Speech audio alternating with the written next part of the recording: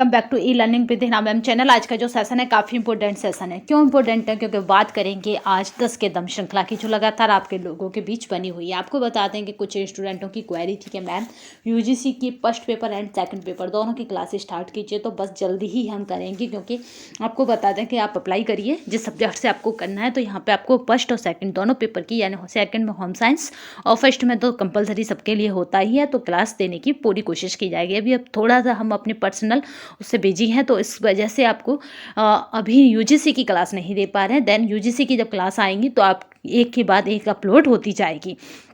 तो चलिए स्टार्ट करते हैं आज का सेशन। आपको बता दें कि जो होम साइंस स्टूडेंट हैं उनके लिए डीपली पढ़ना जेआरएफ के लिए मोस्ट इंपॉर्टेंट है, नेट के लिए नहीं बट जेआरएफ के लिए मोस्ट इंपॉर्टेंट है। तो हमारी तैयारी नेट से जेआरएफ तक की होगी, ठीक है। नेट से कितनी होगी?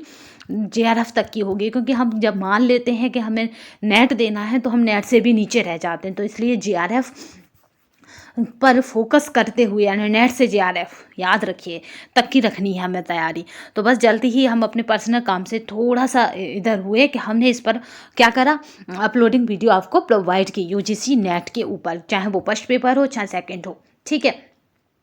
तो यहाँ पे चलिए स्टार्ट करते हैं आज का सेशन उसी मोटिवेशन कोट के साथ जो आपको ऊर्जावान रखेगा तथा औरों से बेटर तथा अलग करने के लिए प्रेरित करता रहेगा। क्योंकि हारा वही है जो लड़ा नहीं, आप हार नहीं सकते क्योंकि आपने हार मानी नहीं।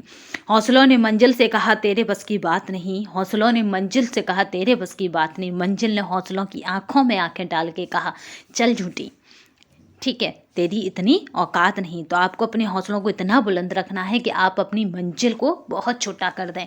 यानी आईएएस बनते हैं, पीसीएस बनते हैं, वो कहते हैं कि आईएएस पीसीएस बनना तो एक मजाक है। तो मजाक क्यों है? क्योंकि उन्होंने उसे पा लिया। जब आप अपनी मंजिल को पा जाएंगे तो आपके लिए भी एक मजाक सा रह जाएगा। तो चलिए स्टार्ट करते हैं आज का सेशन जो काफ़ी इंपॉर्टेंट है। गेहूँ जैसे अनाज की खरीद के बाजार को क्या कहते हैं? जैसे आप चावल खरीदते हैं, गेहूँ खरीदते हैं, चना खरीदते हैं, ऐसे बाजार की खरीदी को क्या कहते हैं? तो पहला ऑप्शन है नमूने द्वारा बिक्री का बाजार, दूसरा है ट्रेंड मान के द्वारा बिक्री का बाजार, और तीसरा है ग्रेड द्वारा बिक्री का बाजार। तो आपने देखा होगा यहाँ पे ग्रेड का मतलब होता है, आपने देखा होगा 32, गेहूँ 32, 1032, इस तरह के कुछ उसके नाम होते हैं। जिस तरह आपके नाम होते हैं ऐसे गेहूँ की किस्म के नाम होते हैं, बाजार की किस्म के नाम होते हैं, और चने की किस्म के भी नाम होते हैं। तो यहाँ पे उपयुक्त सभी करना आपके लिए खतरा बन जाएगा। उपयुक्त सभी ना करके आप क्या करेंगे? ग्रिड द्वारा बिक्री का बाजार करेंगे। यहाँ पर ट्रेंड मार्क और ये नमूनेबाजी जो टॉपिक है वो आपके सीधे सीधे एक चैप्टर में दिया गया है, तो हम उसे पूरा डिटेल में देखेंगे अभी यूजीसी की श्रृंखला में। तो यहाँ पर ट्रेंड मार्क का देखें तो आपको सबको पता होगा कि जिस वस्तु पर ट्रेंड मार्क लग जाता है वो 100% शुद्ध हो जाती है। भोजन को रंग देने वाला मसाला है तेजपत्ता, राई, लाल मिर्च और जीरा। यहाँ पे अगर भोजन के रंग देने के मसाले की बात की जाए तो लाल मिर्च क्या करती है? भोजन को रंग देती है। हल्दी क्या करती है? भोजन को रंग देती है। ऑप्शन में हल्दी है नहीं है तो लाल मिर्च रहेगा। अगर राई की बात करें तो ये क्या है? सरसों का एक समरूप है, ठीक है, याद रखिएगा। और ये इसमें क्या है? फैट की मात्रा रहती है। अगर जीरे की बात करें तो ये कैल्शियम का अच्छा स्रोत माना जाता है। तेजपत्ते की बात करें तो ये स्वाद को बढ़ाता है। चले, चाय में पाया जाता है। चाय को याद रखिएगा, चाय एक शुद्ध लिक्विड आहार नहीं है। प्योर लिक्विड मतलब प्योरीफाई, यानी इसको शुद्ध आहार की श्रेणी में नहीं रखा जाता या शुद्ध तरल आहार की श्रेणी में नहीं रखा जाता, क्योंकि 2021 का ये क्वेश्चन है तो आप इसको नहीं भूलेंगे।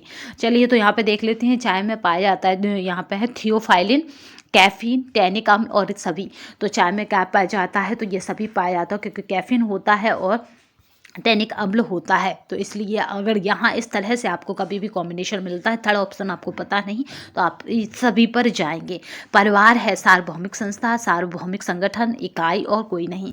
तो ये सार्वभौमिक संस्था है, क्योंकि आप देश चले जाओ, विदेश चले जाओ, आपको सब जगह परिवार मिलते हैं। यूरेनिया में शरीर का कौन सा अंग प्रभावित होता है? तो भाई यूरेनिया कहाँ? तो ये आपकी किडनी पर, गुर्दों पर असर डालता है। तो इसमें गुर्दे प्रभावित होते हैं, संक्रमित तो हो जाते हैं बुरी तरह से। यकृत, हृदय और पकवास है, ये सभी प्रभावित नहीं होते। यकृत की बात करें तो इस पर जब लीवर पर सूजन आ जाती है तब ये प्रभावित होता है, ठीक है। हृदय आपका जब धड़कना बंद कर देगा तो आप ही धड़कना बंद हो जाएंगे। हिट कैंपस कहते हैं मांसपेशियों की शिथिल होना, हड्डियों का टूटना, रक्त का जमना, और इनमें से कोई नहीं। तो यहाँ पे हिट कैंपस की अगर बात करें, कैंपस की, तो ये रह जाएगा मांसपेशियों का शिथिल होना।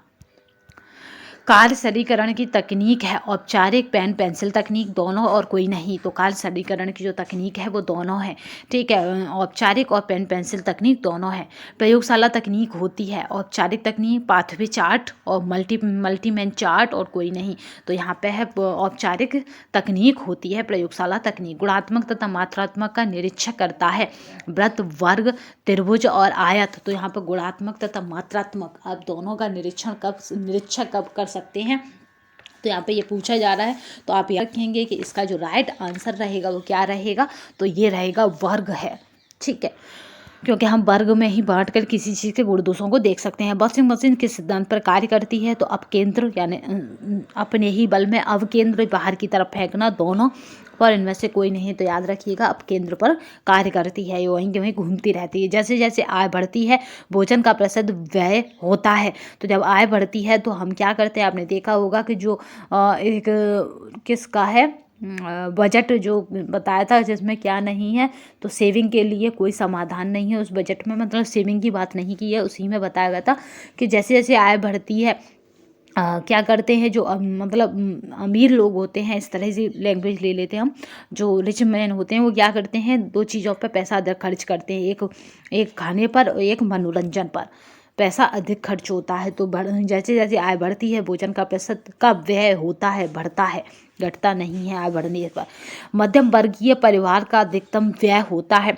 तो मध्यम वर्गीय परिवार 3 पर डिपेंड होता है, रोटी कपड़ा और मकान, ठीक है। आप बॉस मूवी को मत भूलिएगा क्योंकि वो उसी वर्ग को इंडिकेटर करती थी, यानी दिखाती थी, दर्शाती थी।